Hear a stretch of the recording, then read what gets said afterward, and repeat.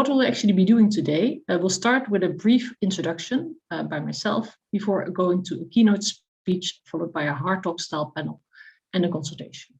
Now, you see here a quick overview, but the first part of the session aims to capture what works and what does not work in resilience measurement by looking at different skills and contexts and hearing from measurement experts from across the globe. We'll first hear from Gregory Collins from the University of Arizona, and he'll be discussing the evolution of resilience measurement from 2010 to today. After that, we go into this hard talk style panel discussion, and it will be moderated by Aditya Bahadur from IAED and ARA, and he's a real expert in this. So I think this will be entertaining. And he'll be discussing with the panelists what are the measurement challenges and opportunities in practice. The panelists are Michael Carter from UC Davis, John Tapiani from IDE, and Abdi Fidar from IGAT. And after that, the second part of the consultation session is actually more a consultation on demand-driven resilience measurements. And here the experts will want to listen to you and to hear from you, whether you're a grassroots practitioner, a decision maker, a fellow resilience measurement expert, it doesn't matter. We want to hear from you. What are your demands? What are your needs in regards to resilience measurement? This consultation will not stand alone. We build on previous work, but we also will feed into a series of events that we've planned around resilience measurement in the next few months and beyond. And these include an in-person meeting consultation in May in Washington, DC, expert consultation, an event at the Resilience Hub, and towards that at COP27, and an evidence forum in the spring of 2023, co-hosted with USAID. So watch this space, and we'll look forward to interacting with you in these various fields. Getting a bit of background on where we actually came from and why we're hosting the session now. This session actually demarcates the transition of the resilience measurement, evidence and learning community of practice into the Resilience Knowledge Coalition more than a year ago at Gobeshona in 2021. This Resilience Knowledge Coalition has been co-created with GRP, its partners, and is being co-hosted by and co-led by ECAT and CDKN. Our purpose is to get the best knowledge and practice on resilience use to actually shape policies, plans, and investments and to deliver a resilient future.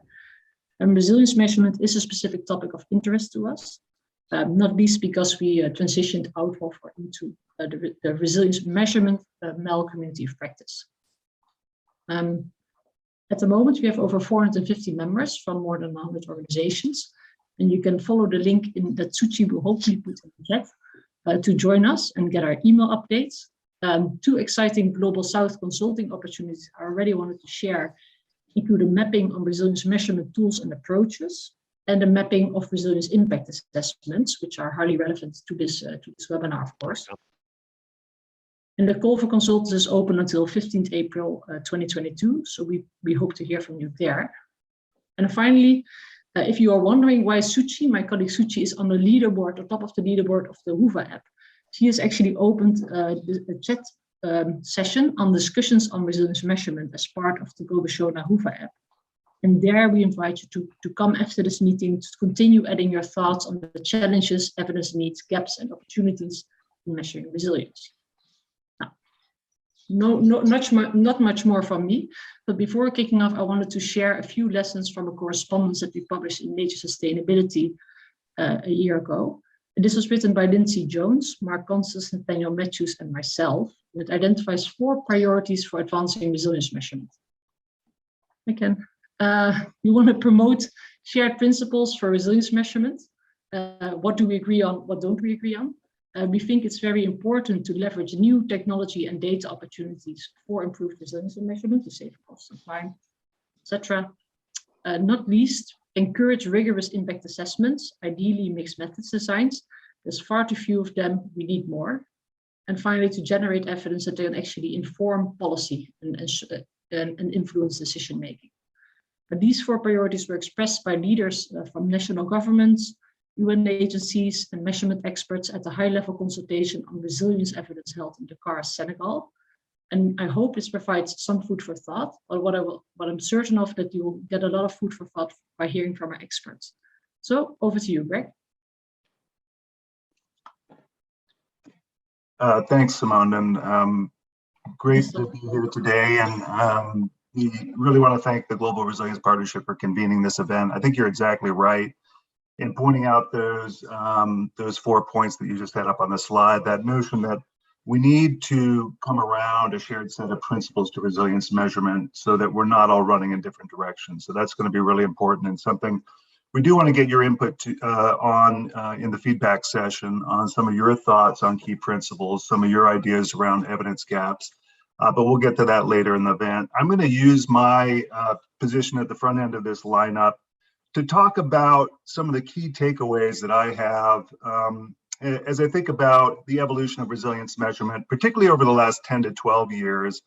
And I think it's important to recognize, at least within the context of international development, that resilience really only rose to prominence as an analytic, programmatic, and organizing concept in around the 2010-2011 timeframe in relation to large-scale drought events in the Horn of Africa, followed by a similar humanitarian emergencies in Sahelian West Africa. Now, the concept itself, of course, has been around for some time in different disciplines, certainly psychology, engineering, ecology, but it was 2010, 2011 where it really became a critical concept within the context of international development that brought different sectors together in thinking through how we combine efforts across sectors and even beyond sectors to strengthen the resilience of communities and countries. And I'll walk through that a little bit. And I really think this is a critical moment to have this reflection as we really double down our ambitions around climate adaptation. Resilience measurement is going to be the means through which we hold ourselves accountable and make sure that we're not just talking about climate action, but whether or not we've actually strengthened help communities and countries strengthen their ability to adapt and transform in the face of accelerating climate impacts.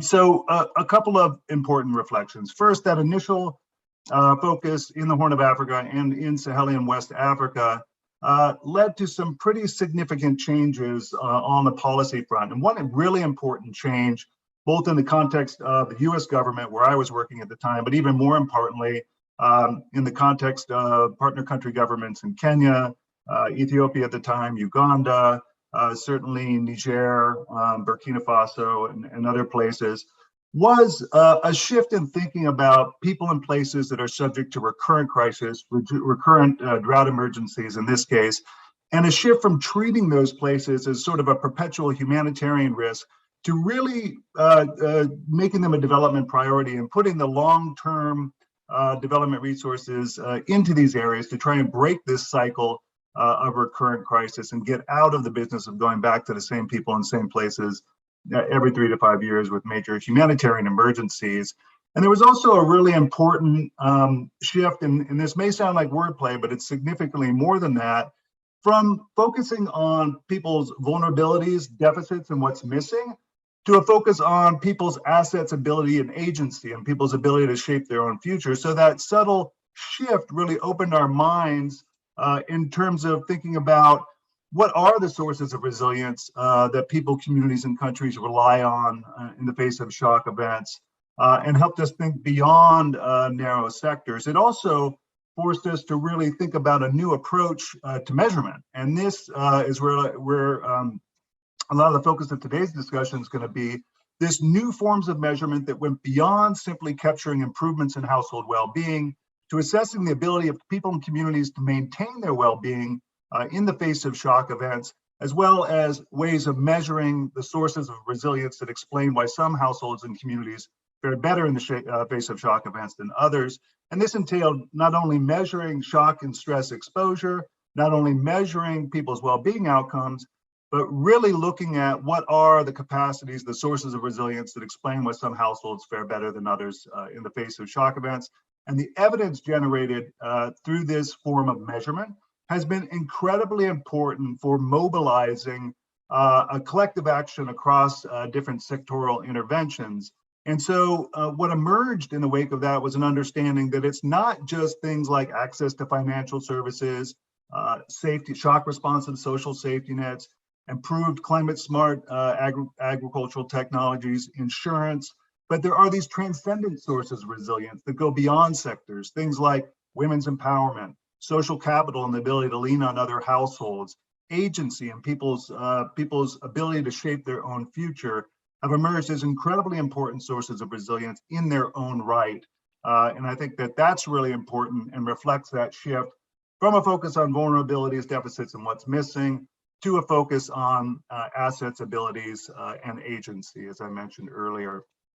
And what's emerged out of this work on resilience measurement are some new challenges. One was a clear recognition in most definitions of resilience, and certainly USA's definition where I was working at the time, that resilience doesn't only exist at the scale of individuals, households, and communities, but actually systems can be resilient or not. And we're going to hear kill all niggers, kill all niggers. I hate.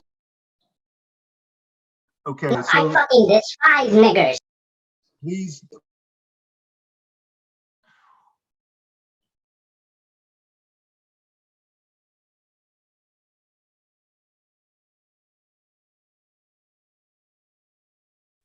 Greg, you're on mute. Greg, you're on mute. Just a second. I think we got bombed by one of those disruptors.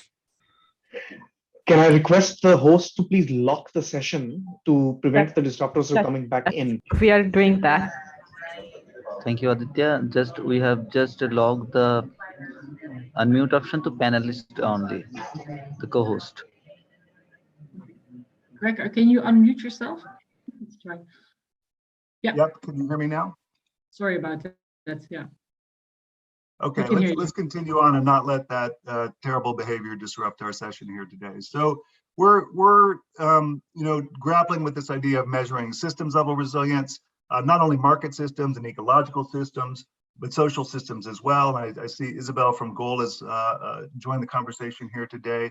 And this is really, really important because households and communities can be resilient to an extent, but the systems on which they rely, whether markets or environment, also have a critical role to play in the resilience of communities and countries. So John will speak to that.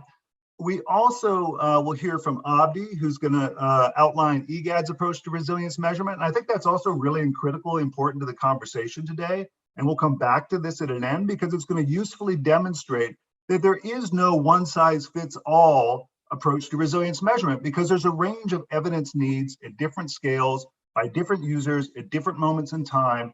And we really need to evolve our approach to resilience measurement to meet that demand. So we are going to circle back at the tail end of this conversation to really get in and open the floor for you guys to highlight for us some of your resilience evidence needs and the resilience measurement implications of that. Finally, we're going to hear from Michael on his approach to measuring what he calls resilience plus. And I think that's also a really important thing to keep front of mind. This notion that our ambition should not simply be helping people in communities and countries return to their prior state of vulnerability, but it must be to not only strengthen their resilience, but support communities and countries to pursue their own development objectives and goals. And from a measurement perspective, important not to conflate the two. Both are critically important, but they're not the same thing. So the sampling of resilience measurement that you're going to get from this panelist group is going to give you some sense of the flavor of what's emerging in the field of resilience measurement. I think it does really well to focus our attention on how we measure and capture changes in absorptive, adaptive, and transformative capacity as sources of resilience, which are critical for protecting people's well-being in the face of shocks and stresses. And I mentioned this at the outset, but it's actually really, really important and something that's worth noting and underscoring at the front end is that this approach to resilience measurement that you're going to hear about today, that's been evolving over the last 10 years, provides a means of going beyond simply measuring whether or not climate actions were taken, but provides a means of seeing and understanding whether those actions actually made households, communities, countries more resilient in the face of accelerating climate change, and which actions had the greatest impact on strengthening resilience. So this is the source of evidence that should be shaping our policy and investment decision-making. And really, in the face of the urgency of this moment, it's incredibly important that this type of measurement is not only used to hold ourselves accountable, but creates a rapid feedback evidence loop that allows us to quickly shift and focus investment to get ahead of accelerating impacts of climate change. And one thing I've often said over the years, and I really do believe as I reflect back on the 10 years, resilience measurement has been critically important for avoiding one of my biggest fears, which is a grand relabeling exercise in which we simply call every Zoom meeting, every project proposal, every talk, resilience or climate adaptation in the title, but don't hold ourselves accountable for actually delivering on strengthening the capacity of people, households, communities, countries, and systems to mitigate, adapt to, and recover from shocks and stresses in a way that reduces chronic vulnerability and facilitates inclusive growth. So that's actually the USAID definition for resilience, which is seared into my brain from having worked there for a decade. But I do think it importantly highlights what we're trying to do here in terms of measurement. So with that, Simone, am I passing back to you or over to Aditya perhaps? Thank you. I think very briefly for me to hand over to Aditya, but just to thank you, Greg, and apologize for that interruption. But it means a lot coming from you with such an experience at USAID and working through resilience work to have you join the bright side, I guess, of not the dark side, like the opposite of that, of us resilience measurement experts. And great to have you with us now. Aditya, over to you. Thank you very much. I'll the slides for the beginning, I think, yeah? Wonderful. Thanks so much, Simone and Greg. Thanks for that really masterful overview of resilience measurement over the last 10 years. I particularly agreed with your final point on how resilience measurement ensures that we're not just paying lip service to the idea of resilience and we're actually doing it. So again, thanks for that. My name is Aditya Bahadur. I'm a principal researcher with the International Institute for Environment and Development. I'm also part of the core team of the Adaptation Research Alliance, and I'm really delighted to be here. I'm particularly delighted because I helped start the RMEL COP about 7 years ago. So it's really gratifying to see how this whole movement has evolved into the Resilience Knowledge Coalition. So that's really fantastic. But without further ado, we're going to shift to the panel discussion component of this fantastic session, where we have 3 great speakers, and we are really privileged to be joined today by Professor Michael Carter from UC Davis, Dr. John Choptiani from IDE, and we have Abdi Fidar from IGAD, IGAD, and all 3 will share their approach to measuring resilience before being subjected to some hard talk on the efficacy and usefulness of these approaches. Michael, with that, may I invite you to go off mute and put your camera on, and I'll hand the floor over to you in about, I think we have about 3 to 5 minutes. If you could, maybe 3 minutes, if you could give us an overview of the approach that you're here to present.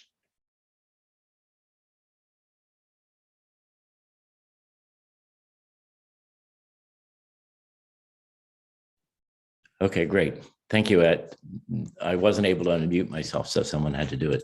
So thank you very much for the invitation to participate in this event. I think this is, as has already been said, I think measuring resilience, measuring what we mean, as I say on my slide here, is extremely important thing to get right.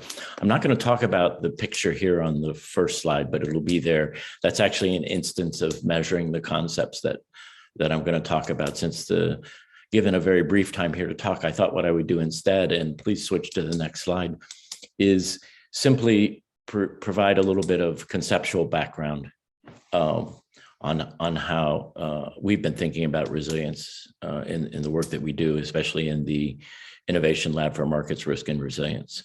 So could someone switch the slide, please? Thank you.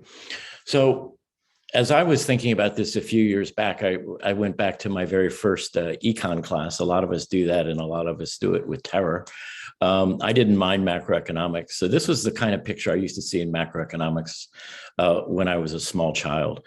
And what it was, a picture of the straight line is a measure of what was called potential GNP. And then the actual line is what was actually going on. And in those days, we used to talk about the gap between actual and potential as a measure of how well macroeconomic policy was working, right? So if the gap is really big, than the stabilizers that we think of at the macroeconomic level that are keeping an economy from being not resilient, is a really kind of important thing.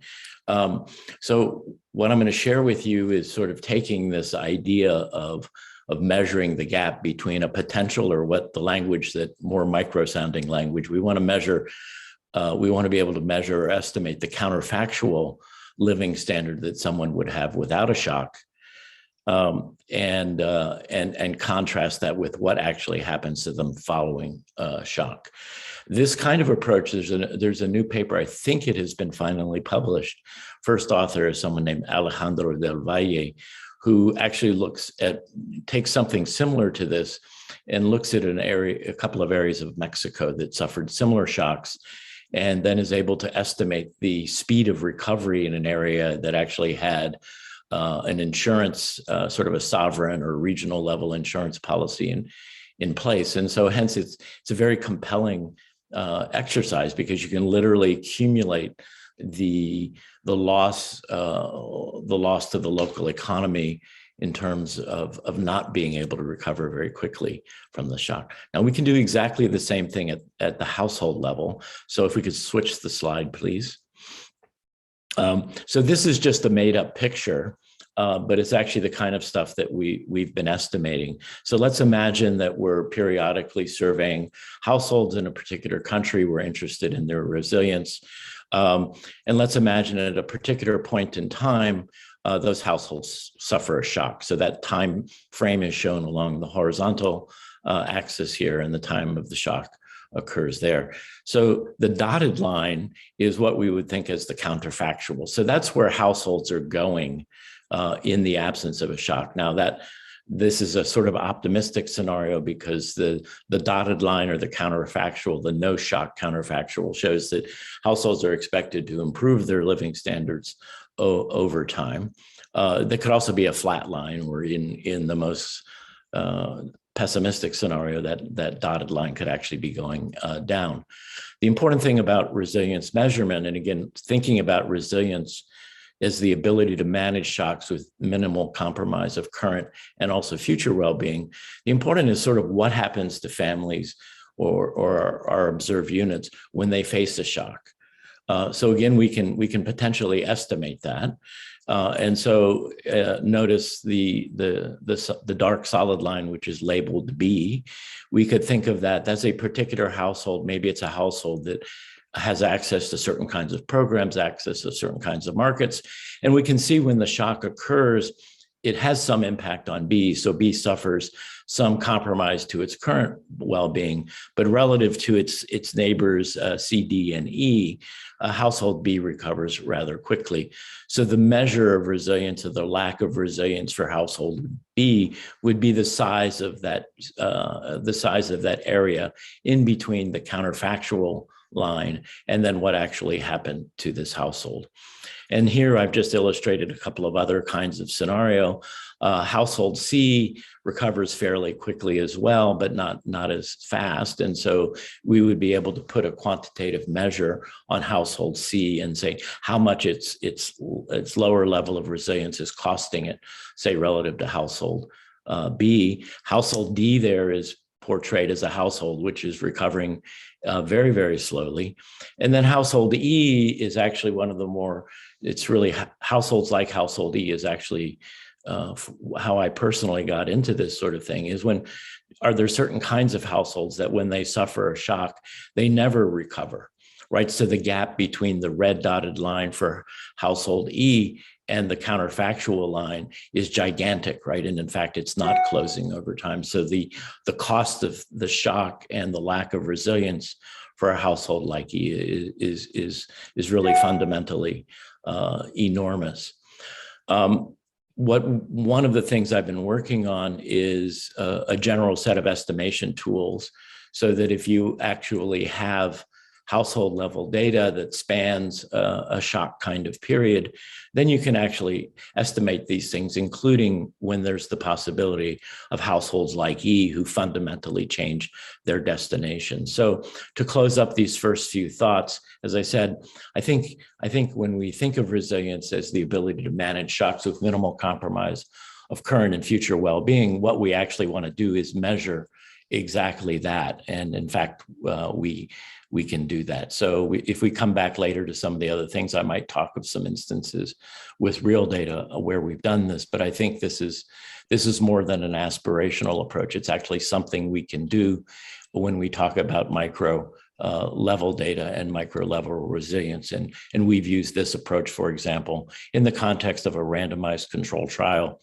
so that household B might be a household which benefited from resilience technologies, and household D might be a household that did not. And we can literally calculate and measure the impact of resilience in terms of the differential impacts on current and future well-being of these households. So that's my quick, breathless Thank introduction. You so much. And that was very articulate, not breathless at all, Michael. Thank you so much. Okay, thank you. John, I'd invite you to now please go off mute, put on your camera, and just walk us through your MSRI approach. You have about 3 to 5 minutes. Thanks. Great, thank you very much. Very nice to be here. I'm going to talk today about IDE's Market System Resilience Index tool. This is one among many different tools that are used to measure resilience. And I'm going to talk a little bit about what we've developed and why we've done so. So resilience measurement has been going on for a long time, particularly the last 10 years. Predominantly, it's focused on the household or individual level. And what we've done at IDE is try to incorporate both the systems of markets and households, recognizing that they're all interconnected. So measuring the resilience of households needs to take into account the wider context and wider system that they're in. So we've been working on this approach for the last 4 years. We've implemented it twice in both Nepal, Bangladesh, and Mozambique, and we're rolling it out to 4 additional African and Asian countries in the next couple of months. Recognizing that you can't measure, or it's very difficult to measure resilience directly, we've come up with a number of different indicators or determinants. And these you can see on the right-hand side of the screen. We've categorized these into principles that are termed support for the market, environment, connectivity, financial, and structure. And from here, we can give a relatively simplified number. 2.87 is this example out of 5.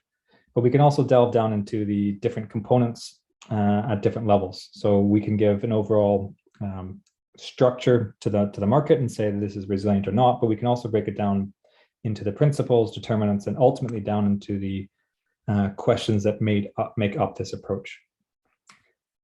The process we're using to implement and adapt MSRI involves these 5 steps on the left-hand side. The first is to introduce MSRI to the context. So what we've decided to do is develop a survey that is scored for each different type of market actor in a market system. This isn't a perfect process because there are no perfect boundaries, and identifying which market actors should be included is also not perfect. But we work with our local teams to identify roughly what are the key market actors that should be included and what is the rough geographic boundary that we want to include in this market assessment. So we introduce it to the context and we try to adapt it. So this can be simple things like changing translation, understanding the different crops and livestock that are used in a location. Our original version involved a lot of adaptation and contextualization. It was very qualitative, and we've moved more towards a hybrid approach where we do quantitative data collection in order to get comparability across time and locations. But recognizing that numbers don't tell everything, we do have a fair amount of qualitative information that we try to collect at the same time to get a bit more nuance into what the numbers mean. From there, it's a relatively straightforward process of data collection and data analysis. And what we're working on predominantly now is really focusing on adaptive management. So we're using MSRI to both collect data and the baseline and end line and midline in some cases to understand change. But what we really want to do is understand what's working and what's not and put that into practice. So what we're looking at is what, based on the results you see on the right-hand side, the enabling environment and others, what are the aspects that we can do to actually recommend changes in programming, either at the very beginning in designing projects or over time doing adaptive management. And this is not an easy task. It's not something that we will be able to do ourselves, and certainly not very soon, but it's something that we're striving towards. Because there are so many different resilience measurement approaches and tools, we're hoping that we can work with others to create somewhat of a base of a benchmark that is an industry standard that can be used across all these contexts so that we can understand how the system functions and what we can do to improve. So I think I'll leave it there and be happy to take questions as we go forward. Thanks very much.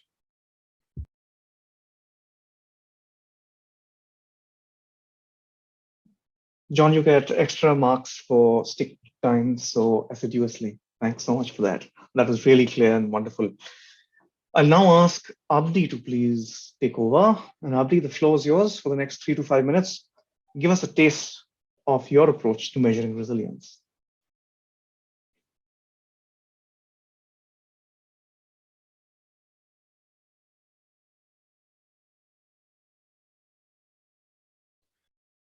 Okay, thank you for having me here. I cannot see my slide fully. Just can you see what's wrong with it? Okay, yeah.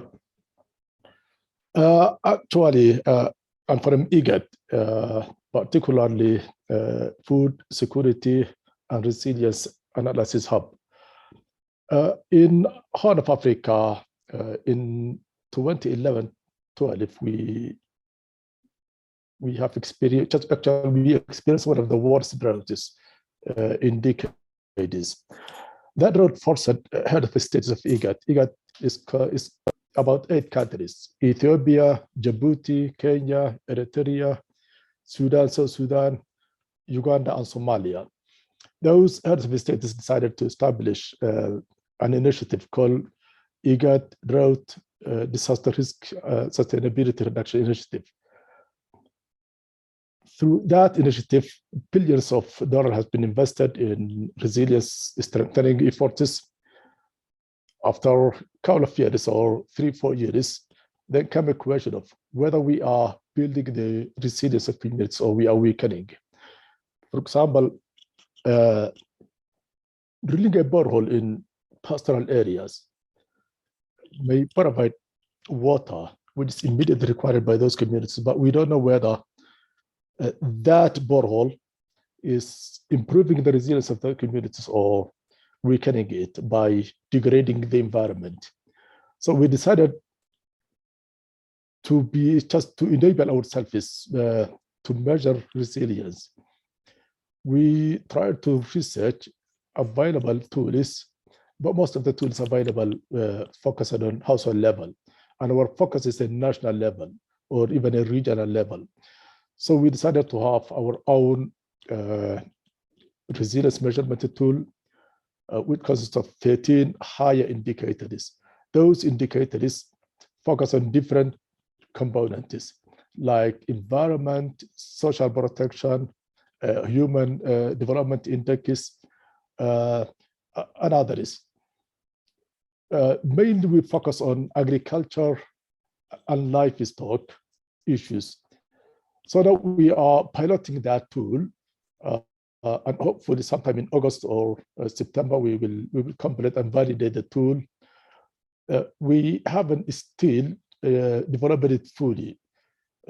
Therefore, after piloting, we will roll out to the countries.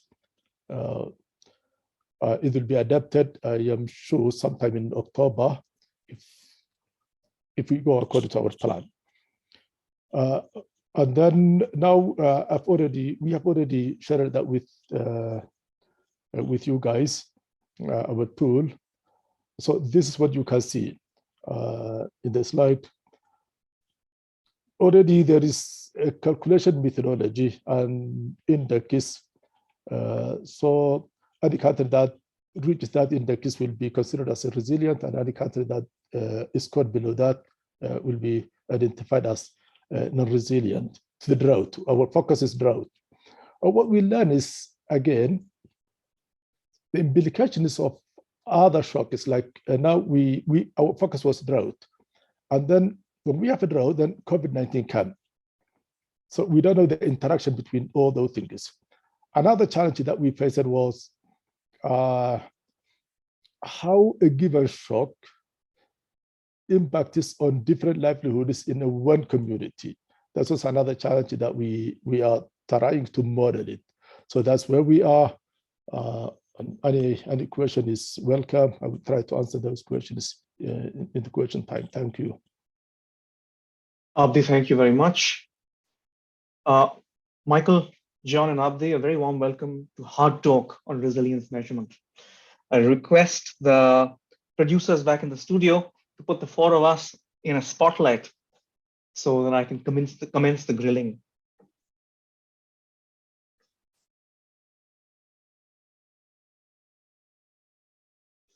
Great. I might begin with Michael. Michael, thank you for sharing that really clear approach. I have one question right off the bat.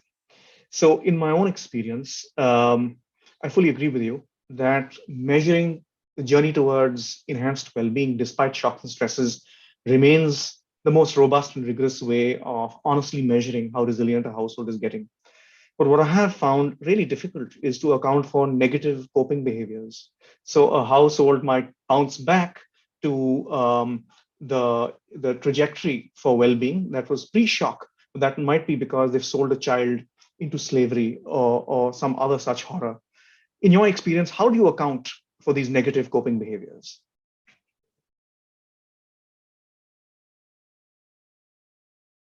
Sorry, can someone put Michael off mute, please?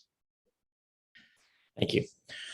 Yeah, that's a really great question, and I guess we don't fully have that.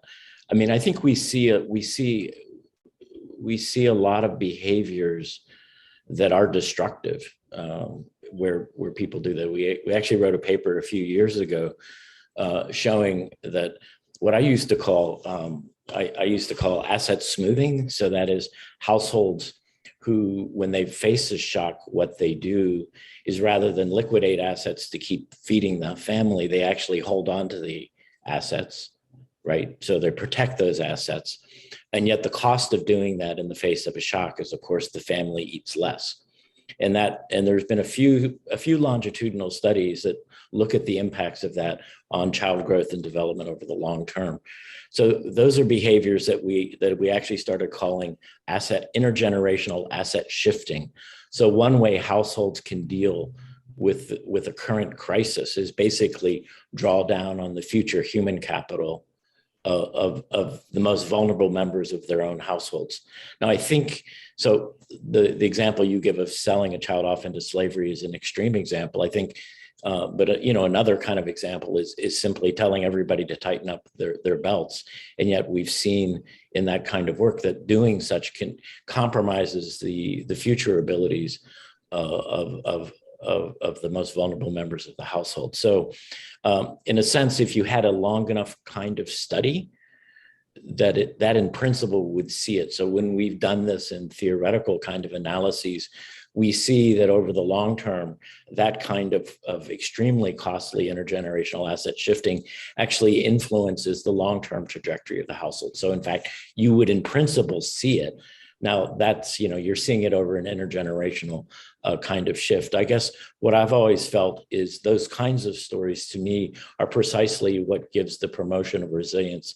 It's important because families that make those kinds of truly horrible choices, they have just a very poor set of choices. It's like, do we starve, do we starve immediately next year because we sold off the assets, or do we sacrifice one portion of the family to save the rest? And so I think our job, and I'm sure that's why we're all here, is to give people an enhanced set of choices. But again, I think in principle, a long enough measurement period would, over a stable observed group of people would reveal precisely the costliness of those kinds of coping strategies, which in fact are often hidden, as you say. Great.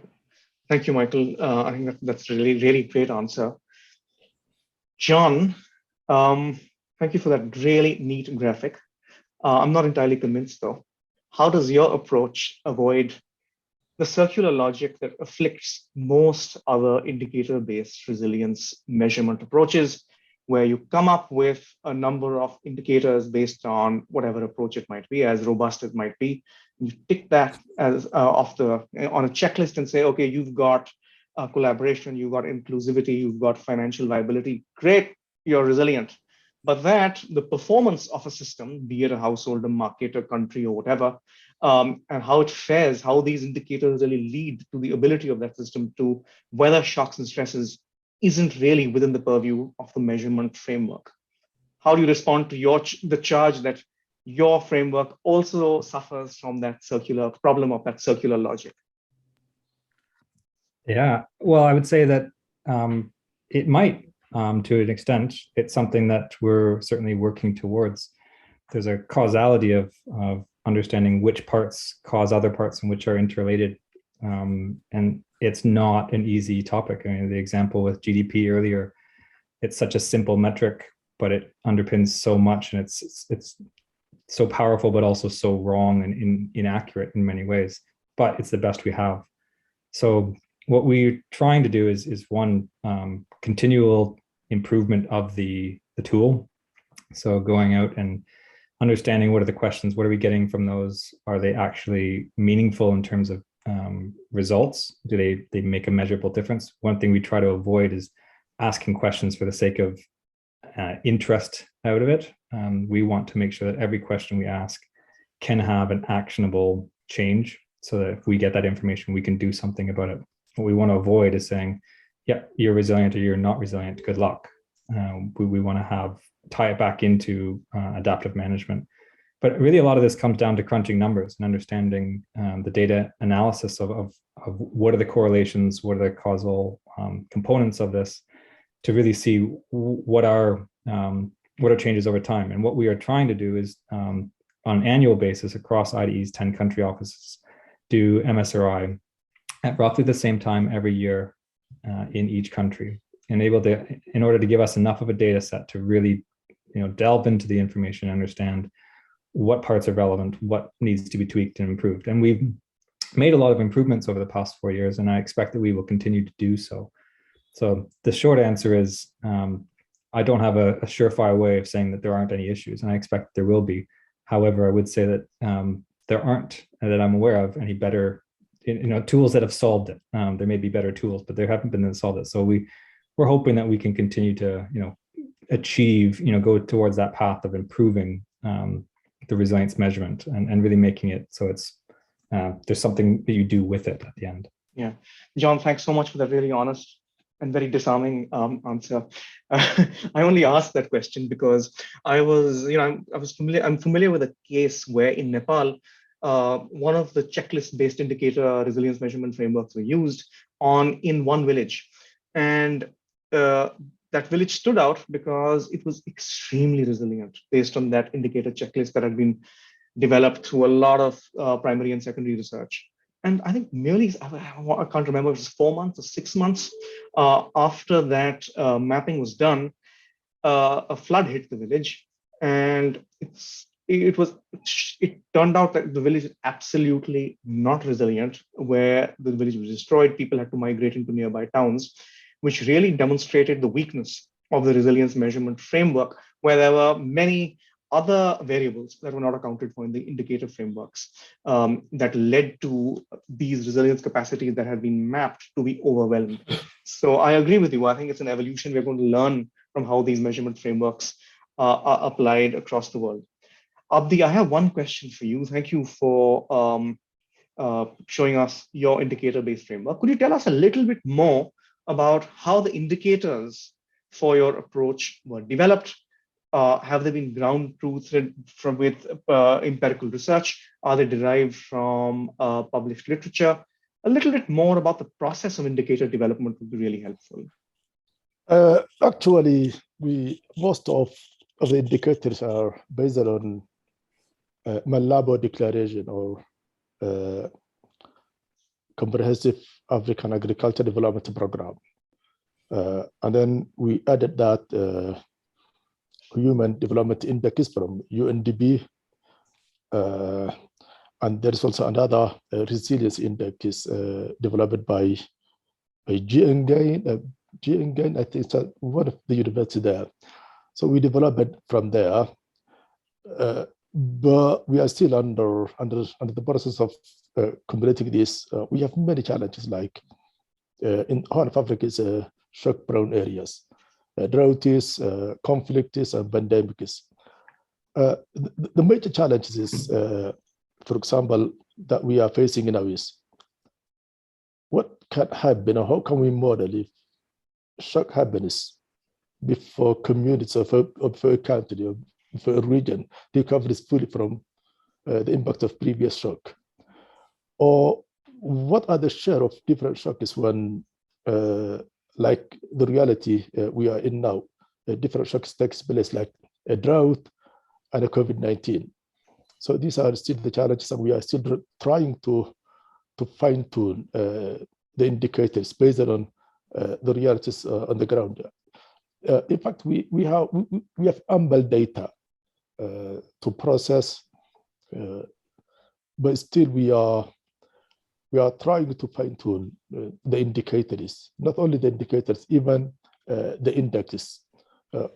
How can we decide if a given country with a given index is resilient or not? So we are still under the process of developing the indicators and the index themselves. So, great. But mainly we based our indicators on those already developed indicators. Thank you. Great, thanks, Abdi. John, I'm going to come back to you before I go to Michael. Let's do a little role play here. I'm an old friend who does not work in climate adaptation, resilience, or development at all. I do something totally different. Bump into me in a bar, and you're all excited about this MSRI approach that you just presented about at a fantastic conference session. I turn around and ask you, tell me one thing that this approach has taught you about resilience that you did not know previously before you started developing or applying this approach. Speak to me as a non-expert. Explain to me what is that nugget of insight that MSRI has delivered. Yeah, with all of these things, it's the devil's in the details. You really need to get into understanding the context. So explaining this to my parents is a challenging job as it would be to others. It's hard to pinpoint one thing because we have a lot of assumptions and expectations of what we're learning. What we're finding is in each of these analysis, these studies we're doing, there are intricacies between the different determinants. So what you would expect in terms of increasing one might increase the others. So there's a positive correlation between if you increase diversity and redundancy, that they would work in lockstep. What we've found is that there are some cases where this is not the case. So inclusion is an interesting one, which does not seem to be very well correlated with diversity. So obviously we need to unpack what those terms really mean. And in our case, what we define those terms as diversity is essentially having multiple different options. So you can go to a shop and you can buy different types of things. So redundancy, in contrast, would be having multiple things of the same option. You can buy a bunch of different chips or something. But diversity would be having a different set of options in terms of what you can purchase. And inclusion is more about participation of women and other systematically excluded groups in the market system. And what we're finding is increasing one is not increasing the other. And that's really interesting. And we don't necessarily know why. And to go back to that first question, it's important to understand what are you trying to be resilient against? So what are you resilience of what to what? So if you're resilient against a certain type of shock, that might make you less resilient against another. we can be general and generalize and say we want to be resilient broadly against everything. That can be result in trade-offs. Obviously, you want to have win-win options that you can improve, but that community in Nepal, it might have been very resilient against certain shocks, but very not resilient against others. And that's a really tricky consideration, that you don't want to be recommending that people do a certain activity if that might undermine their resilience or ability to adapt in another. And that's something that over time we hopefully will strengthen broadly in the community, not just at IDE, but understanding what can be resilient against, and also trying to understand what are the types of shocks and stresses that we can expect in a changing climate. Thanks. John, that's really articulate. I'll stay with you for one more slightly controversial question that I'm going to risk asking here, which is, when you talk about inclusion, I often wonder, all enterprises of analysis and research are inherently political. And sometimes I worry that we include things in resilience measurement frameworks that we want to think deliver resilience, but we may not have the empirical evidence that they do. So for instance, I did some research into whether democracy and resilience are aligned. And again, of course, depends on many things, on what you mean by resilience, to what shock, etc. But the jury is out, right? Many systems which has deficits of democracy are able to bounce back after shocks, for instance, especially extreme events, probably more effectively than those that have a high degree of decentralization. So by focusing on things like inclusion, is MFRI making a value-laden political statement, or is it a neutral and objective inclusion of what you think contributes to resilience? Yeah, great question. I think it depends on the time scale. I think you can have a system that is very resilient to shocks and stresses that is not inclusive of women and vulnerable groups and marginalized communities. That will not be the case in the long term. What that scale is, I'm not sure, but there are many others where you don't necessarily need to be resilient in all the different attributes, whether it's our 11 determinants or another metric. There are ways to be beyond that. There are certain thresholds that we need to understand. Simple one is, if you're not financially viable, you're not going to stay in the system. You will go out of that system for better or worse into a different one. And you might be very resilient on all the other attributes, but if you reach that threshold, you might not be. I think the other thing to discuss, which is probably beyond this, is whether or not resilience is necessarily enough or is necessarily a good thing. I would posit that it is a neutral attribute. You can be in a poverty trap and be very resilient against improvement. And I would say that we want something that is both resilient and has positive development attributes. And I think those two need to be in lockstep and not be conflated, which often is the case. That's absolutely right, John. I often say the caste system in India is one of the most resilient social systems that I know, and totally negative resilience in that sense. Michael, coming to you with the same question. You meet an old friend in a bar where you're talking about all your work on measuring resilience, maybe not this particular framework, but across the breadth of your really rich body of work. One interesting insight or nugget that you'd like to share. Sure. So dear friend in the bar, I think one of the things that we've focused on by actually, so notice what we're doing. We're not trying to say, we're actually trying to test what makes people resilient. So sort of answering that last question. So let me just refer to briefly to the diagram I had on my cover slide, which I did not talk about. But one of the things we learned from that was really, really interesting. So this was a large-scale randomized controlled trial across Tanzania, Mozambique.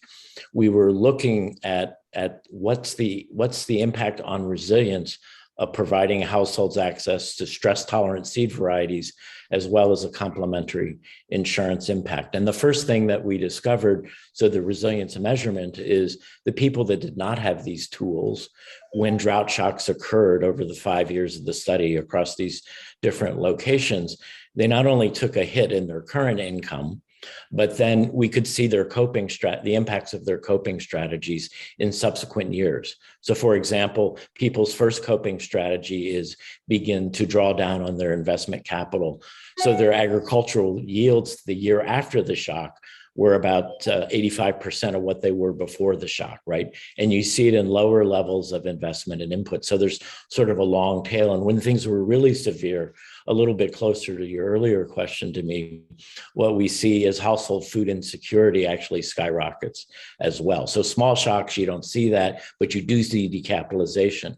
So we start to see the lack of resilience playing out in a couple of ways, and in a way that's actually measurable in terms of how costly this really is if you're willing to, use income kinds of metrics. Now, what was the surprise? Well, the surprise was when we looked at the households who had received these putatively resilience promoting technologies, we discovered what we started calling initially excess mitigation. Okay, so in other words, they experienced the same shocks as the households in the control group, but the year later, they not only got back to where they were, okay, they actually went above where they were before. So it looks like excess mitigation, right? Or that's what and Greg alluded to this briefly, that's what we ended up calling resilience plus. Now, the really challenging thing is, so the idea, of course, is that when families become convinced that they can be resilient to a shock, they actually change their ex-ante investment behavior. So family says, okay, I now see that I'm protected against certain kinds of events. So rather than holding on to resources to fund family consumption, I'm able to prudentially invest a little bit more in my income earning activity. And so we actually see this appearance of excess mitigation. And this speaks to the importance, I think, of resilience, because it's, if people have good instruments to minimize or reduce substantially the cost that they will pay when they're hit by shocks, then they're going to change their whole realm of behavior. I'm sure all of us who've been in rural areas see lots of people who have lots of savings, but that savings is being dedicated as a buffer stock. So I think it's that liberation of kind of possibility that comes about, and it's very important. And this approach to measurement, focusing on the kind of outcomes we're thinking about, can reveal precisely that sort of excess mitigation, or what we call resilience plus. But so. Great. Michael, thank you so much for that. I know I'm almost out of time, but I can't resist asking you one final question, which is, many of the people listening in today are those that are engaged in projects to enhance resilience of community, right? Many times it's 3 years. If they're lucky, it's 5 years. Many outliers, maybe there's some outliers there with 7-year projects.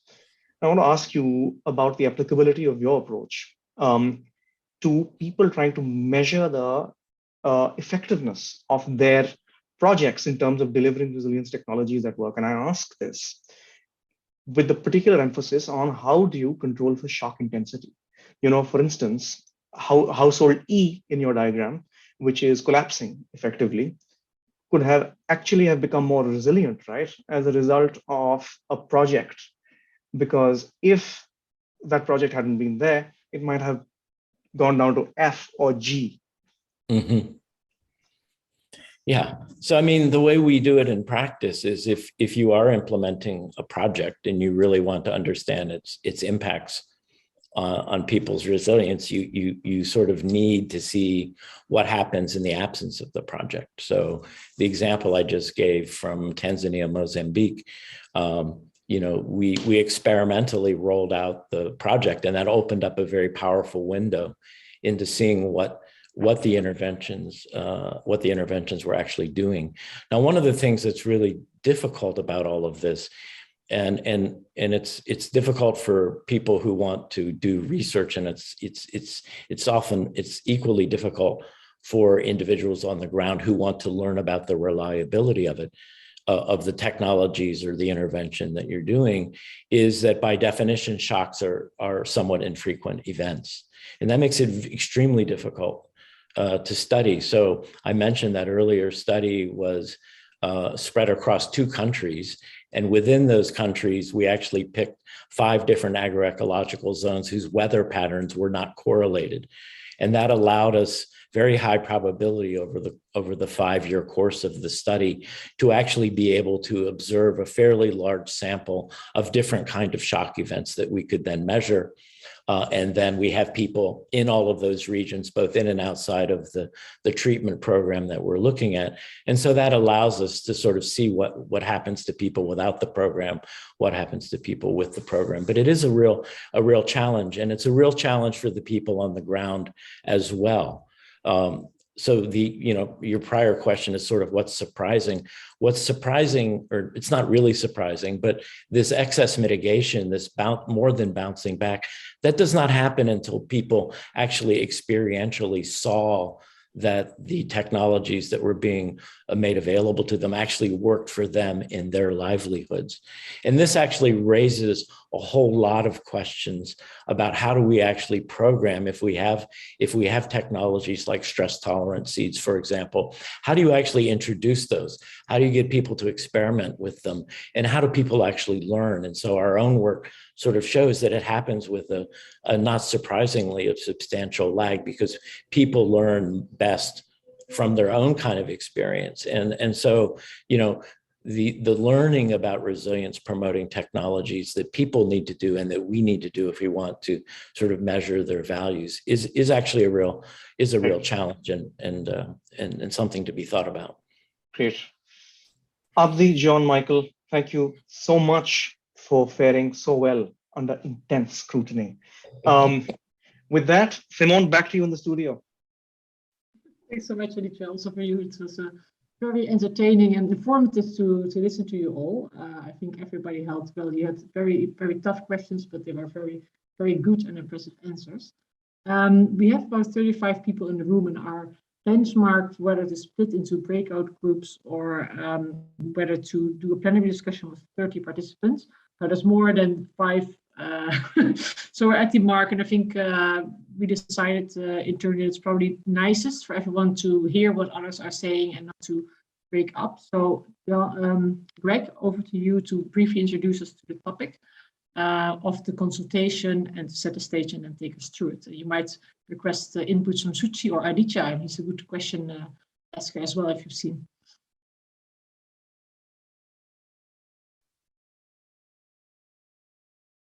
Share my screen, but I think you probably want to. Can someone unmute Greg or?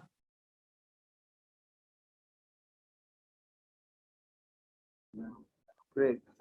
We're doing it.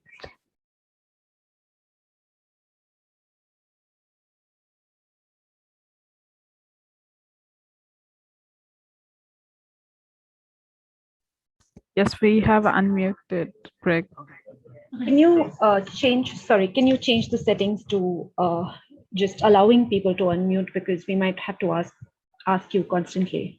Considering this is a two-way consultation, we'd like people to be able to speak. Okay. Great. Maybe I'll just frame this feedback session. I alluded to the front. Let me first say, I'm glad I wasn't subjected to the hard talk and I just got to say what I wanted to say without being challenged. But I think what you saw in that wonderful panel was a range of dilemmas that the nascent field of resilience measurement is challenged with. I mean, we heard from Abdi the challenge of dealing with complex shock environments in which it's not just droughts or floods, but conflict and the economic impacts of COVID-19 and locusts, and how do you deal with that from a measurement perspective? Aditya hit the nail on the head with the dilemma around systems level measurement, which as John very frankly laid out, it has focused primarily on determinants without effectively tying that to an outcome at the systems level. There is some work being done looking at the relationship between systems level determinant measures and household level well-being, but certainly some challenges there. And Michael pointing out some of the rich insights and looking at how resilience actually makes people more resilient, and this sort of resilience plus concept of changing resilience, actually changing behavior. And I like that because it really hits head on one of the challenges I think some people have had in sort of trying to pit agricultural-led growth and resilience as somehow competing aims rather than complementary aims, and that's wonderful work that Michael's highlighted. But this is just scratching the surface of resilience measurement and the types of evidence needs that exist from different users at different moments of time in different contexts. And so what we wanted to do with this session is to open up the floor and really allow you all to voice what some of your resilience evidence needs and discuss a little bit the implications for the types of approaches to resilience measurement. Aditya alluded to it a little bit. Some of the current methods are very complex, aren't very readily usable by users at a local level. Is it producing the evidence in a timely manner that people need? Is it producing the type of evidence people need for decision-making at the community level and local level? And so what we wanted to do was create this 30-minute session to get your input on the types of evidence that you demand for decision-making, for designing activities and projects and interventions, for influencing policy, whatever your role is, whether it's advocacy at a global level or community-based activism. There are different needs across this spectrum, and we'd invite you to give voice to some of the evidence needs that you have, and you can do that in a number of ways. We would love this to be as interactive as possible. So if you're comfortable, go ahead and put your virtual hand up and we'll call on you and ask you to articulate your thoughts on critical gaps and that need to be filled in the resilience evidence and measurement space. But we also understand that some people will be more comfortable just throwing comments into the chat, so we welcome that as well. But Suchi is going to assist me in guiding this conversation. And hopefully we'll get a brave first contributor to break the ice. And so I'd like to open the floor for participants after listening to this rich panel discussion to offer your thoughts on either what you've heard, what gaps in evidence exist, or even just your thoughts on priorities for resilience measurement from your particular vantage point. And helpful if you introduce yourself by name, organization, and maybe just very briefly what your role in that organization is. So let's go ahead and open the floor. Suchi, I am not following the chat, so let's, if things come into the chat, please call out there. At this point, I'll open the floor for people's thoughts and contributions. And I should say I welcome organizers and panelists to offer their thoughts as well.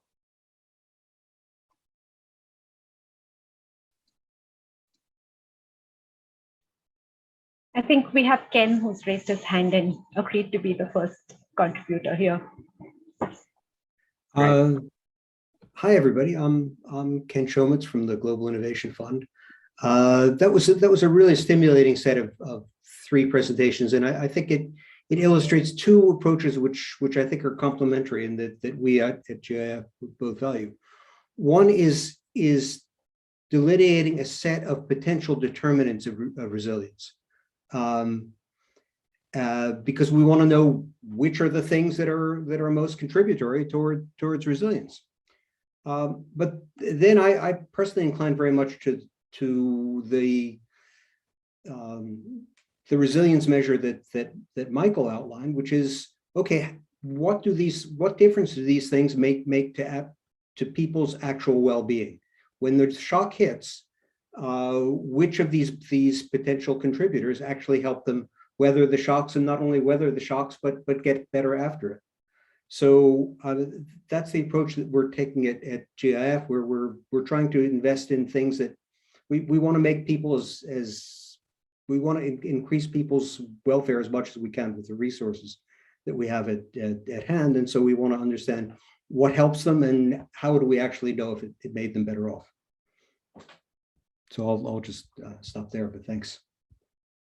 Helpful, Ken. And I think one of the challenges there is the complexity of it in terms of the range of sources of resilience, not only being specific sectoral interventions, but as I mentioned in my intervention, looking beyond technical sectors to things like women's empowerment, social capital, and things like that. So it becomes very complex very quickly, which I think is one of the measurement challenges, is its complexity. So I'd invite others to offer their comments and viewpoint. We particularly would like to hear from those who are closer to implementation of activities in the field, and how you see the challenge of this complexity playing out in terms of your need for simple, straightforward tools, and yet this vast, complex space when we're looking at resilience.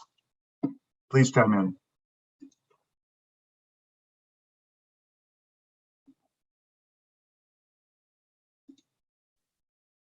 We had a question in the chat. Yeah, exactly. I was coming to that if no one else had anything to share just as yet. So basically, Willem is asking about flexibility and the need for local context and being context specific. And he's basically asked how the importance of indicators or the relative weight of indicators changes, and that still remains a question. And how can that flexibility of indicators and measurements be built into the framework? Great, that's great insight on the need for tailoring to local context, which then of course makes it difficult to aggregate up results. So there is a tension there, certainly. And I do think most tools do have some degree of local contextual adaptability. I don't know if Michael or John or Abdi want to chime in on maybe how their tools deal with that critical issue that Willem raises around tailoring to context. Sorry, actually, if you focus on the local communities or specific areas, it may be challenging even at household level. Resilience is much more complex than we first thought. Not only to what, but what also very important is to when. A good example is a given household may have 2 or 3 children. Those children may want to go to school, and that's one component of resilience development.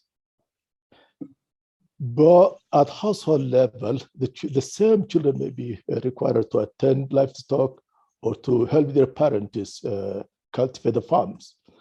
Therefore, sending the children to farming may help that family improve their resilience in short term, but will damage the same family to resilience in the long term. So how can we prioritize these 2 things, today and tomorrow? Another main important factor with resilience is the difference between politicians and subject matter experts. For example, ministries or a government may want to develop a borehole that may give water to the communities immediately. But subject matter experts may go against that and say this may damage the ecology in the long term. So at a given community, we need to prioritize and see even the importance of pasture against water, which are both very important in terms of resilience improvement. So those things need to be first agreed on by both the government and experts. Another main issue, as I said earlier, is to define the timing.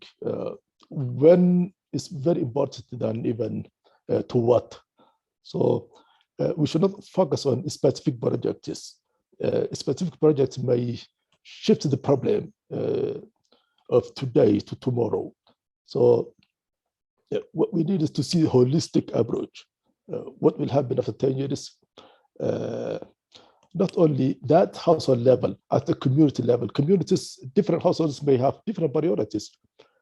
Some of them are pastoralists, others are agro-pastoralists, others are traders.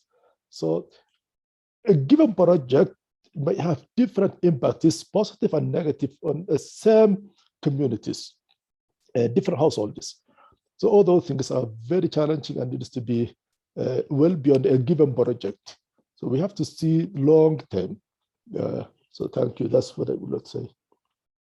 Great intervention, Abdi, and it sort of underscores some threads that were throughout the conversation with the previous panel about this is about current and future well-being, and choices made to protect current well-being may negatively impact future well-being. I actually had the experience of working early in my career in northern Kenya and watching a transformation around that very issue you raised, around being a real hesitancy to send children to school because of the need for them to engage in livelihood activities, but transformed over a 20-year period where many more households were sending their kids to school because they saw what happened when shock events occurred, that those children with education were able to engage in income generating activities that protected and buffered the impact of that shock. So really, really important insights from Abdi. Aditya, I see you got your hand up. Great.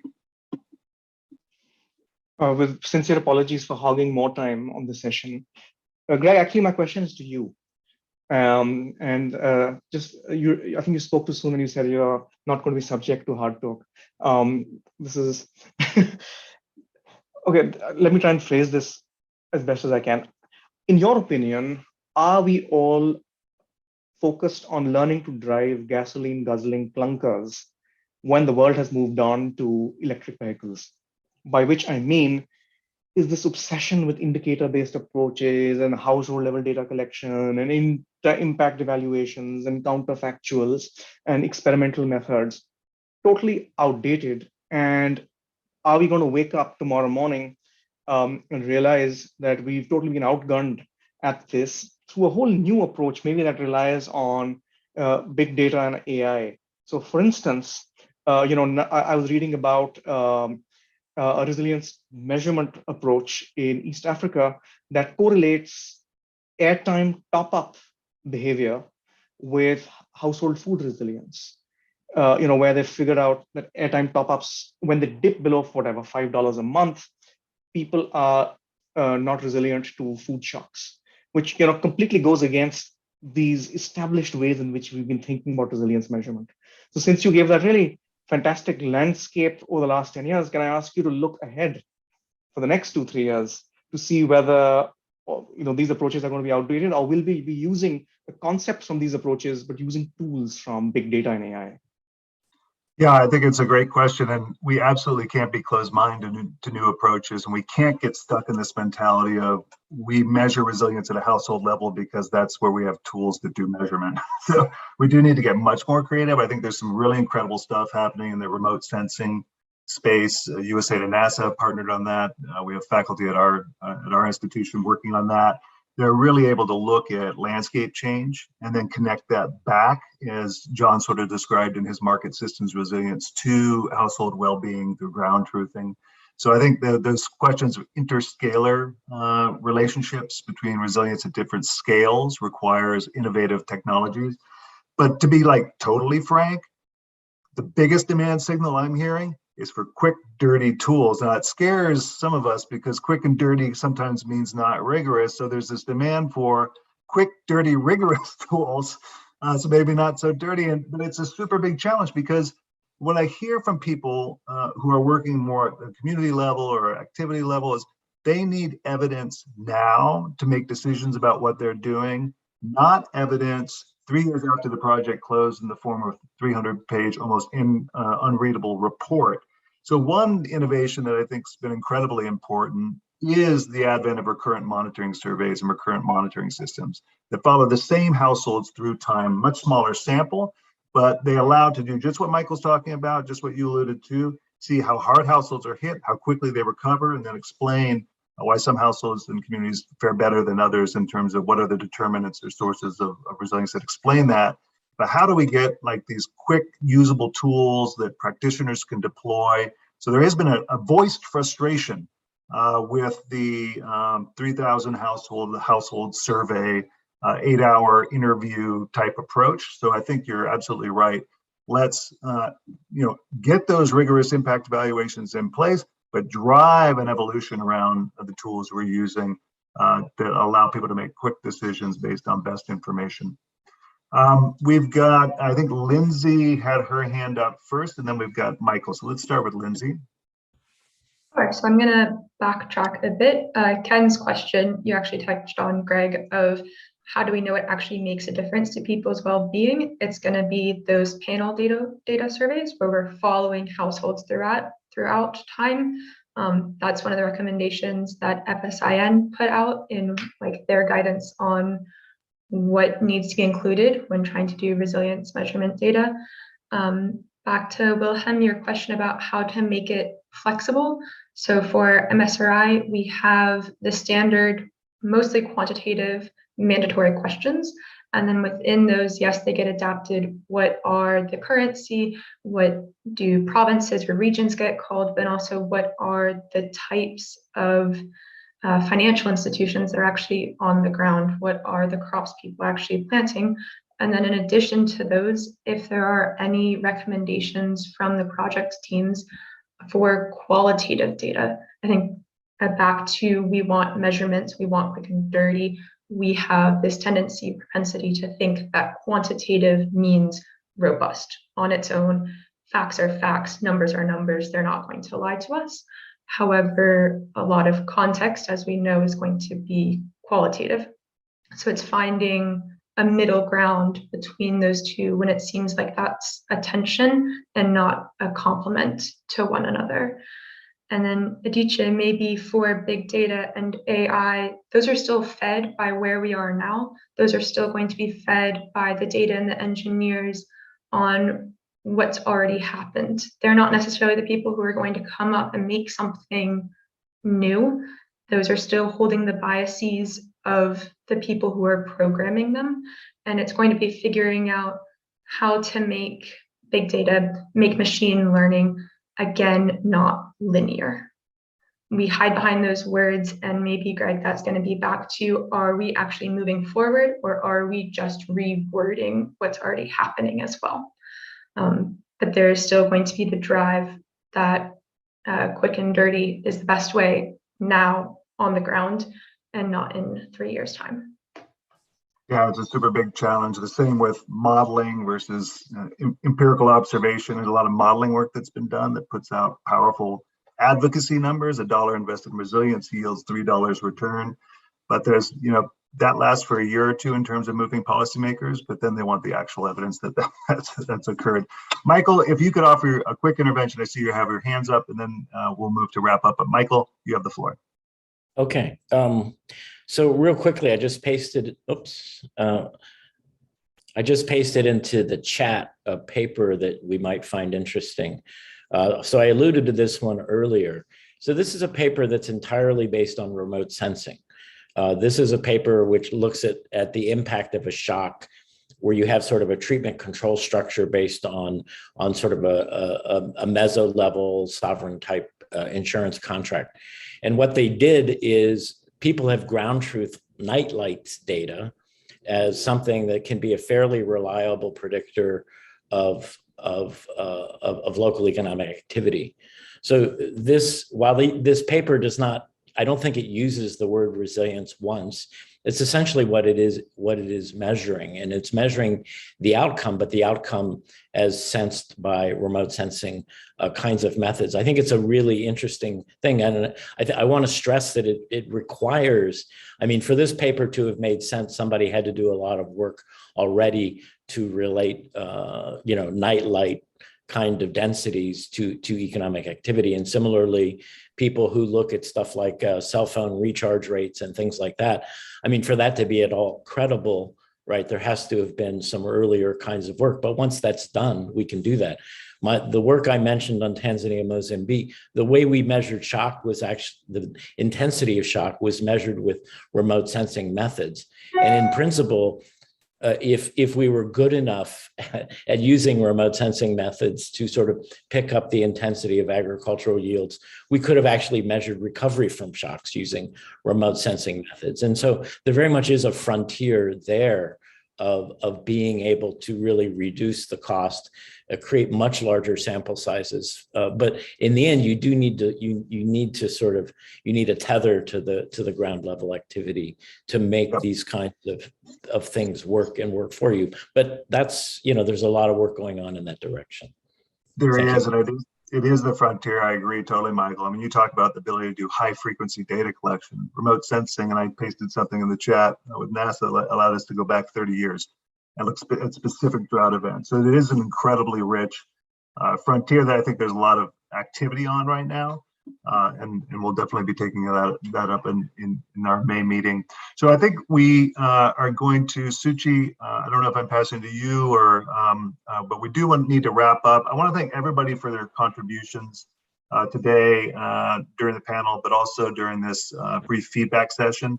If you have thoughts after this event, please, Suchi, I hope, can provide a way for people to provide input. We want to hear from you all what your evidence demands are, what measurement needs you see as a priority for the next 3 to 5 years, so that we can figure that into an event we're holding in May to try and articulate, not, as Adichie said, a new set of 45 different approaches to resilience measurement, but a common set of principles that help guide a common agenda going forward.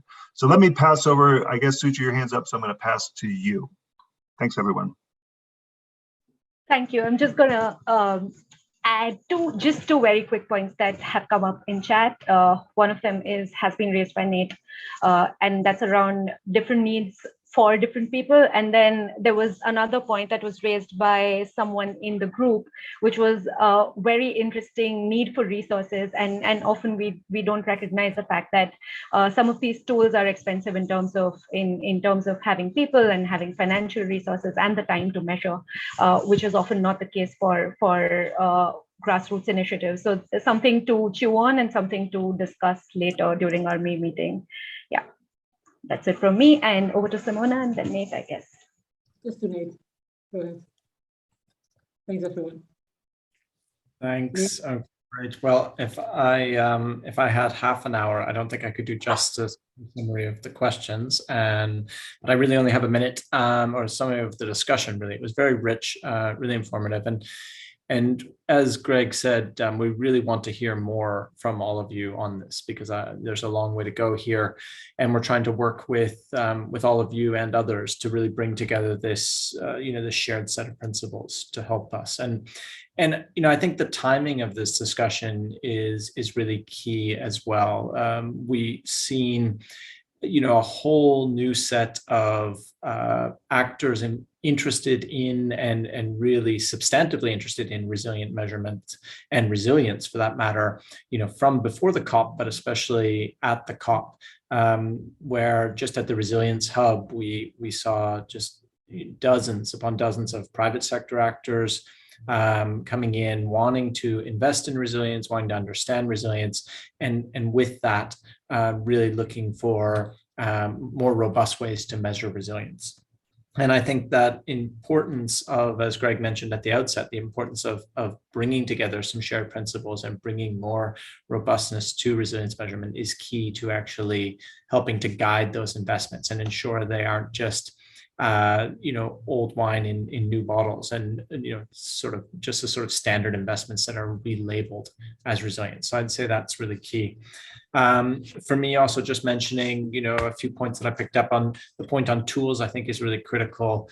That old joke that I've made 100 times before, but tools are like toothbrushes, and everybody wants one and nobody wants to use anyone else's. And so we're not looking for new types of tools here. What we're trying to do is bring together those principles. And I do think there are, as was brought up at the end, some trade-offs around this issue of complexity. And resilience really is about, measuring complexity across systems, across households, and at regions and even at the state level. So there is a need to deal with that complexity, and that is a challenge still going forward.